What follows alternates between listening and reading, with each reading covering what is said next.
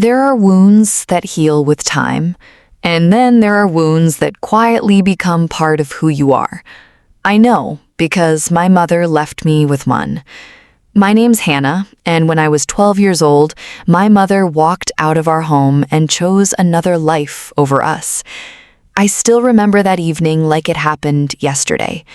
Rain tapped softly against our kitchen window. My little brother Noah sat at the table, drawing with broken crayons. My father was cooking dinner after another long shift, tired but smiling in the gentle way he always did. We were not rich. We were not perfect, but we were a family, or at least I thought we were. Then the front door opened. My mother stepped inside, wearing a beautiful coat I had never seen before, carrying expensive luggage that looked strangely out of place in our small home. Her perfume filled the room, a scent too elegant for the life we lived. My father turned, confused. "Claire, what's going on?"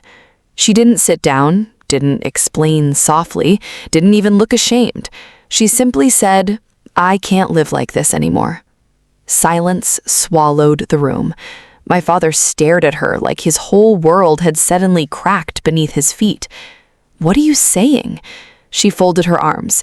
"I've met someone. He can give me the life I deserve." The words felt cold, sharp enough to cut through us. I looked at Noah. He didn't understand. He just kept coloring, innocent and unaware that our world was collapsing. My father's voice broke. "What about your children?" And I will never forget her answer. "They'll be fine. They'll be fine." As if we were furniture she was leaving behind. As if love could be packed away like old clothes. That night she walked out. No hug, no tears, no goodbye kiss on our foreheads. Just footsteps fading into darkness. And silence. The kind of silence that changes childhood forever. After that, life became survival. My father worked 2 jobs. He cooked, cleaned, helped with homework, and somehow still found energy to smile for us, even when sadness lived quietly in his eyes. He never spoke badly about her, not once, even when she never called, even when birthdays passed without a message, even when Noah cried himself to sleep asking, "Why didn't Mom love us enough?" But what I didn't know back then was that life was quietly preparing an answer. And one day, the woman who abandoned us would return, not shining, not proud, but broken by the very life she chose. Years passed. Pain slowly turned into distance. Distance turned into numb acceptance.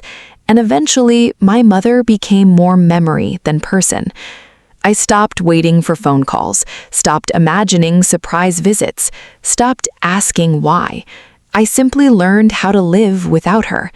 My father became everything. He was mother and father, comfort and discipline, strength and softness. He missed school plays because of work, but always left flowers backstage.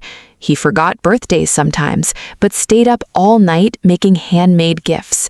He was imperfect, but he never left.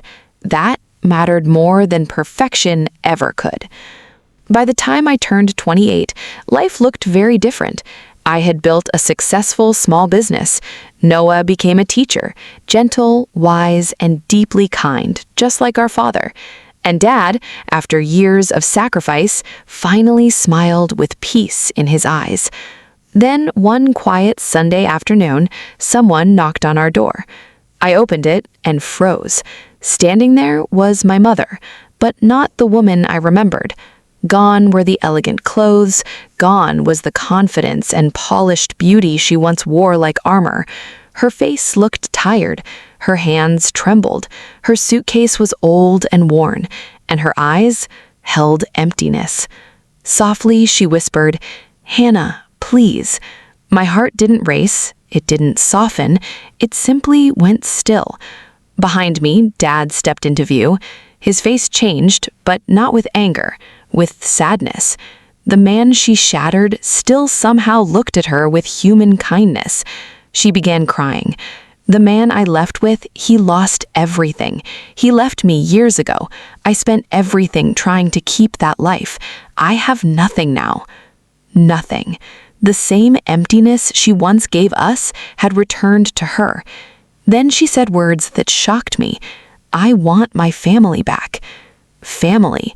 The word felt heavy, strange, almost unreal coming from her mouth. Where was family when Noah cried for her? Where was family when Dad collapsed from exhaustion raising us alone? Where was family during every lonely birthday, every graduation, every wound she never saw? I wanted to scream. I wanted her to feel what abandonment felt like. But what I felt most was clarity, because revenge doesn't always look loud. Sometimes it looks like becoming everything they thought you'd never be without them, and letting them witness it from the outside. Until everything changed, we invited her inside, not because she deserved comfort, but because we deserved closure. She sat at our family table, the same table she once walked away from, only now everything was different. Photos covered the walls. Dad smiling at Noah's graduation, me opening my business, family holidays, laughing memories, a beautiful life built without her. She stared at those walls and quietly wept. Not dramatic tears, quiet tears of realization. She missed everything. Every milestone, every struggle, every victory. Not because we shut her out, but because she chose another door. At dinner, she whispered, I made the biggest mistake of my life. My father looked at her gently and replied, Yes, you did. No anger, no cruelty, just truth. Then I spoke. For years, I imagined revenge would feel fiery, like watching her suffer would somehow heal me.